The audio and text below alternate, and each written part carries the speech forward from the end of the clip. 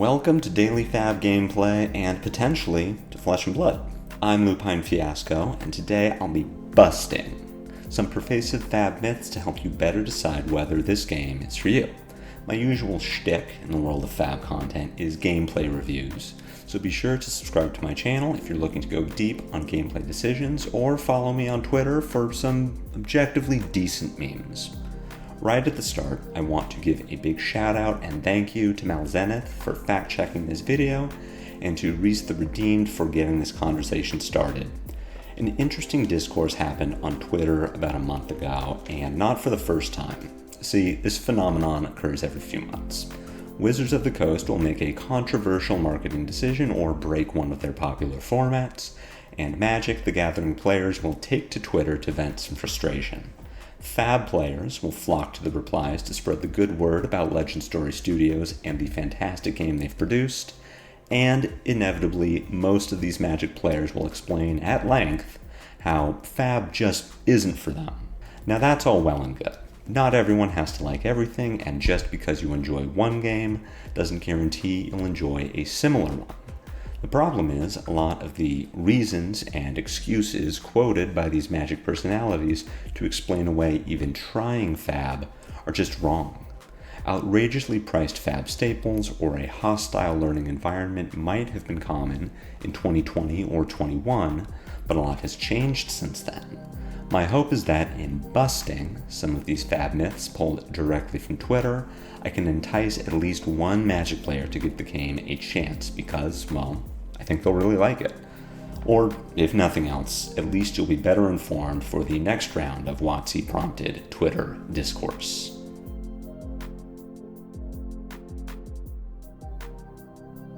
This is strictly untrue. FaB doesn't have an official online client like Magic Arena or Magic Online, but several fantastic websites serve the same purpose. Talishar.net is a completely free-to-use platform that supports random queues and custom lobbies while giving access to every card and hero. Felttable.com is similarly free to use and focuses exclusively on play against the computer, placing a greater emphasis on educating new players about rules and interactions in a no-stakes environment. And FaB has also been incorporated into Tabletop Simulator. There isn't anything else to say. Get over to Fabry.net, grab a public deck list, paste it into Talishar or Felttable, and get to playing. This myth is busted.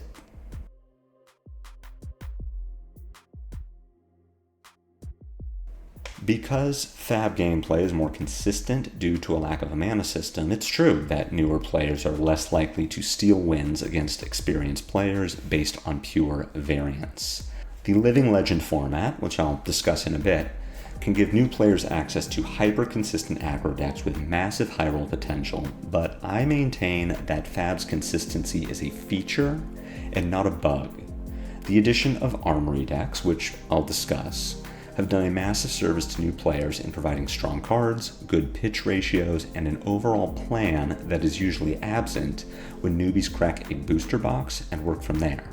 I'll also say that overall, the FaB community is fantastic, welcoming, and helpful, providing new players with upgrades and advice to bring them up to speed. My locals did that for me, I've done it for others, and so many players worldwide have said the same of their communities. Ultimately, yes, FaB does have a steep learning curve, but is in no way unfriendly for beginners. Fighting games are a great example of low variance play experiences with wide appeal, and it's worth noting that not all beginners are cut from the same cloth. Determined players can quickly catch up to their locals in skill level, and there are plenty of online resources to assist. FaB players want the game to grow and want to develop the local scene, and on-ramping newbies is something that helps us all. FaB has never been about gatekeeping, and this myth is busted.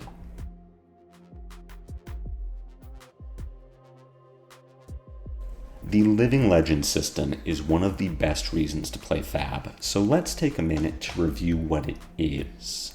Per the Living Legend webpage on the official FaB website, fabtcg.com, quote, Flesh and Blood uses a revolving card legality model where a hero stops being legal when it has attained Living Legend status, unquote.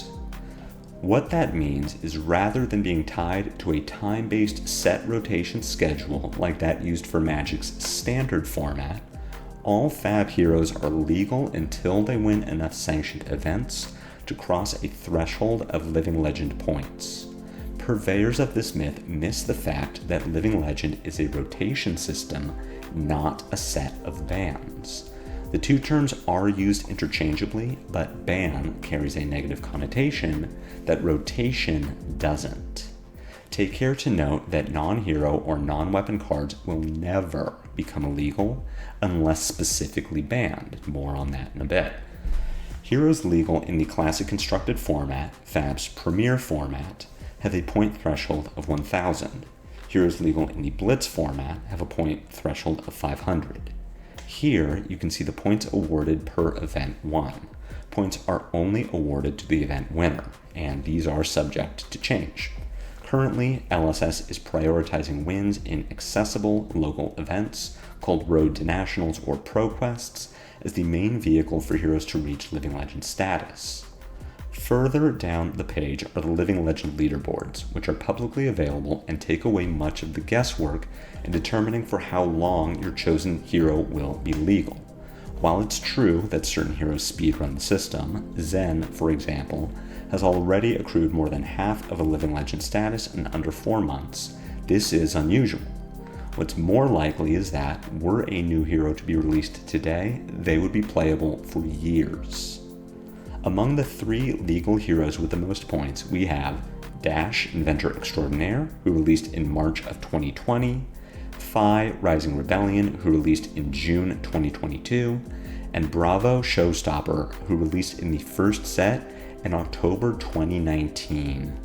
While your outliers do happen, for example, Bravo, star of the show, rotated in 6 months, achieving Living Legend status is never a surprise. The Living Legend leaderboard lists points gained by each hero in the current season, in addition to overall points. This is a great indicator for how well a particular hero is doing. New players looking to avoid their chosen deck quickly rotating out of the format are best served avoiding the top heroes. Finally, it's important to note that achieving Living Legend is not a punishment, but rather a mark of pride. Winning sanctioned events and subsequently awarding your hero with Living Legend points is an accomplishment that will earn you a spot on a Roll of Honor when that hero finally retires. In this way, you've made your mark on FaB forever, and that's awesome. The myth that the Living Legend system will ban your deck out from under you?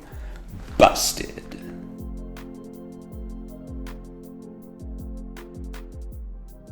Magic players likely hear rotation and picture entire swaths of cards being cut from a format all at once, but this isn't the case in FaB. When a hero achieves Living Legend status, they and their signature weapon are the only parts of the deck made illegal for CC or Blitz play. Let's use Briar, Warden of Thorns as an example. When Briar hit Living Legend status in CC on September 19th, 2023, exactly 2 cards rotated out of CC play: Briar, Warden of Thorns, and her signature weapon, Rosetta Thorn. This is despite the hero releasing along with an entire set of cards and the winning deck list containing 79 other cards besides Rosetta Thorn. All those cards are still technically legal for play with the few minor qualifications. Depending on the hero to achieve Living Legend, certain cards do pseudo-rotate. In this case, Briar Specializations, cards that can only be used by the named hero, pseudo-rotated out of CC as there was no legal deck in which to play them. Seeing too that Briar was the only elemental Runeblade at the time, every card with that type line also pseudo-rotated out of the CC format. Here's why it's important to distinguish between rotate and pseudo-rotate. Because elemental Runeblade cards didn't actually sunset alongside Briar, they immediately become playable again when a new elemental Runeblade gets printed. And wouldn't you know it, 2 new elemental rune blades are releasing on September 20th in the new booster set Rosetta. LSS has made a commitment to reprinting any hero that achieves Living Legend status, either in name or in type. A little over 1 year after Prism, Sculptor of Arclight ascended from the CC format, she was replaced by the new CC legal hero Prism, Awakener of Soul. This returned to playability not only all Light Illusionist cards, but also all Prism specializations. After Chain, Bound by Shadows achieved Living Legend status, an entirely new Shadow Rune Blade was printed in the form of Vincent, Iron Maiden. While your favorite cards may not always be legal for play in your favorite format now, they are practically guaranteed to be playable again soon. But say that you don't want to wait. You love your favorite hero and you want to play it now. The Living Legend format is here for you. Akin to Vintage in Magic, the LL format allows you to play any card that is rotated through the Living Legend system, meaning, aside from a few restrictions to maintain the health of the format, every FaB card is legal to put into a deck, including those specifically banned from the CC format and those still legal in it. More than that, LSS has gone on to print support for certain LL decks directly into new sets. And rather than take away from main set slots devoted to legal heroes, these cards occupy expansion slots, which replace the tokens in your packs. That means that LL support won't impact booster drafts, while also giving LL players something to look forward to in new products, and all as an upside to how you would normally enjoy the game. The LL format is a haven for those who want to play with their favorite cards and a welcoming space for anyone who wants to take on the best of the best. Far from being a fringe format, LL is currently experiencing a renaissance. This season's skirmish events, which help bridge the gap between casual and competitive play at the local level, is allowing local game stores to hold LL events for the first time. Furthermore, the format for calling Chicago a Tier 3 event akin to a Magic Grand Prix will also be LL. Players will travel from all over the world to throw hands with the strongest FaB decks possible, and the winner will walk away with glory and cash. Consider this myth implausible. While an honor, Living Legend may pseudo-rotate your collection for a time. However, far from invalidating that collection, achieving Living Legend is only your next step on the road to greatness.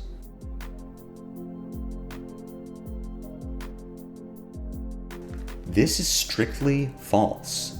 Banned and suspended announcements take place about once every 2 months, and even if no changes are being made, LSS will tell us what they're considering for the future.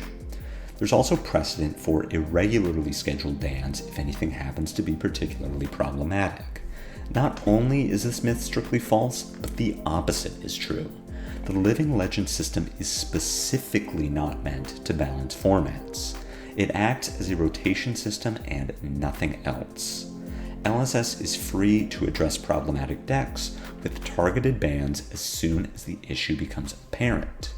WotC can and has killed entire decks with a few keystrokes, with the expectation that players will find another one of dozens of available decks.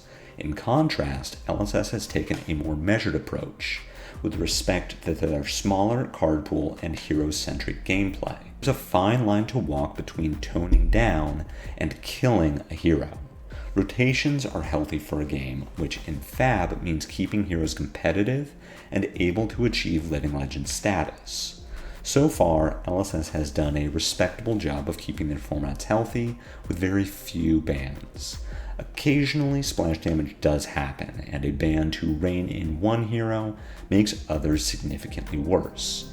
In those rare cases, affected heroes get new support later, or a suspension is used instead of a ban to reintroduce cards after the problem hero has rotated. And hey, the LL format is always there for players who miss Stubby Hammerers or Crown Seeds. This myth, much like those cards, is busted.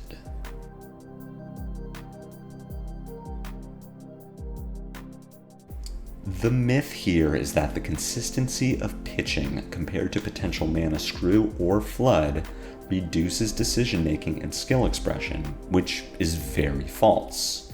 There are so many decisions to be made in a game of FaB, all because each of your cards can block, attack, or pitch, and pursuing any of those lines will take away from the others. Determining how to threaten your opponent while mitigating your opponent's threats works on a similar axis to navigating screw or flood. In either case, you're going to have to answer the question, how do I best use the cards I've been given? Resource management comes across in deck building as well.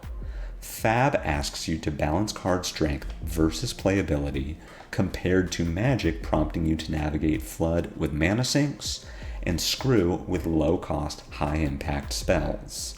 But honestly, 30 years of conditioning by Magic seems to have given many players the impression that frustrating non-games are an inescapable part of a good overall play experience. I'm here to tell you that this just isn't the case.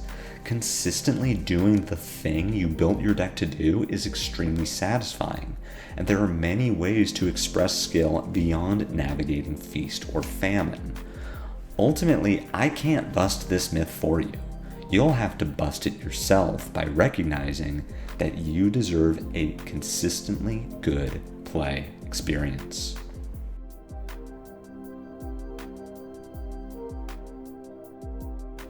This is less of a myth and more of a personal preference. If an established intellectual property is important to you, then FaB will let you down compared to Lorcana, Pokemon, Digimon, or One Piece. That said, the amount of negativity I've seen and experienced surrounding Universes Beyond products would lead me to believe that many Magic players want more originality, not less. I will, however, bust the myth that FaB is failing due to being an original IP. On the contrary, FaB is growing and thriving. FaB will see its 14th set release in less than 2 weeks from now, and its 5th anniversary celebration in less than 2 months. 2024 national championships were held in 26 countries, and cards are printed in 6 different languages. Far from failing or dying, FaB has laid the foundation to grow into a massively popular game and is steadily building upon it. What we're seeing now are the results of that work. If the fear of a rug being pulled out from under you has kept you away from an amazing and fast-growing game, now is the time to bust it. Like this myth was busted.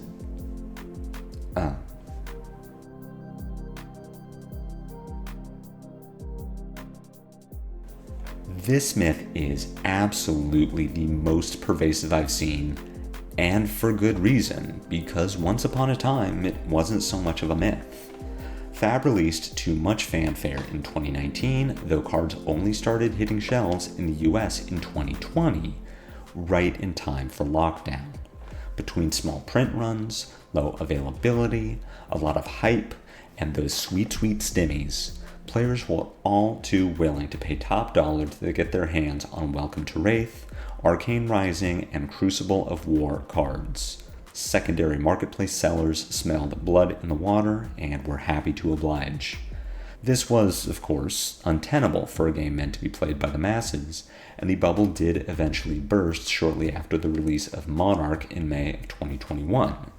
Prices of top cards in subsequent releases have consistently trended downward to where they are today, but FaB has never been able to shake the reputation of those early days of $300 Fandal Spring Tunics and $200 Command & Conquers.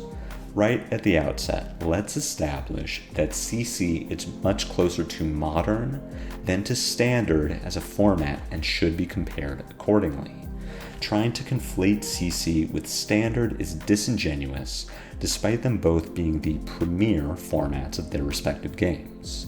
Living Legend aside, CC is a non-rotating format, meaning that my copy of Tunic is as playable now as it was in 2020. Find me a standard deck for which you could say the same, despite its lower initial buy-in. Next, speaking of Tunic, I need to briefly explain what equipment is. In FaB, most heroes will start a game with 4 pieces of equipment and 1 or 2 weapons. These pieces start in the arena, not the deck, and immediately begin accumulating value. Because these cards are so powerful and their effects so interesting, they are generally found at legendary rarity, equivalent to mythic, and priced accordingly. Most importantly, most heroes only need 1 copy of any given piece of equipment. You only need 1 copy of Fiandal Spring Tunic, Balance of Justice, or any other expensive legendary. Contrast this to your fetches, shocks, or any other foundation of modern deck building. You might scoff at paying $100 for a single copy of Fiandal Spring Tunic, but is that any different than paying $100 for 4 copies of Misty Rainforest? More than that, the most expensive pieces of equipment are generic, meaning they're playable in every deck. Buy your single copy of Tunic or BOJ and you're done. FaB doesn't ask you to buy a new set of fetches every time you want to try a new class. Because so much of a deck's price is tied up in equipment, most of the deck itself is extremely affordable. If you examine budget builds of top heroes, you'll often find that most lists look nearly identical to their high-priced counterparts. Commons and rares might as well be chaff.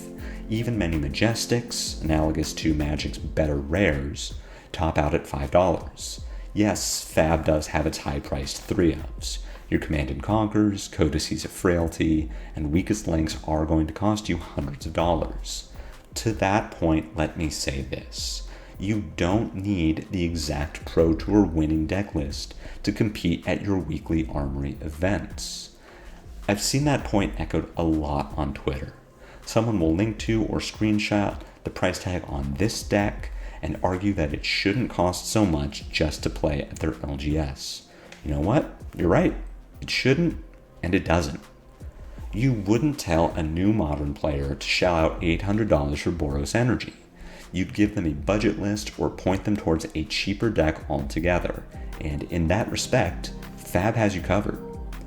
LSS started selling Armory decks in May of 2024, marketed as, quote, a new series of ready-to-play decks supporting ease of access to Classic Constructed and are an ideal way to pick up and play at weekly Armory events, unquote. There are 3 decks currently available with a 4th already announced, and so far the community consensus is that they are slam dunks. With an MSRP of $40, these are cohesive, synergistic decks that are more than just a pile of good stuff.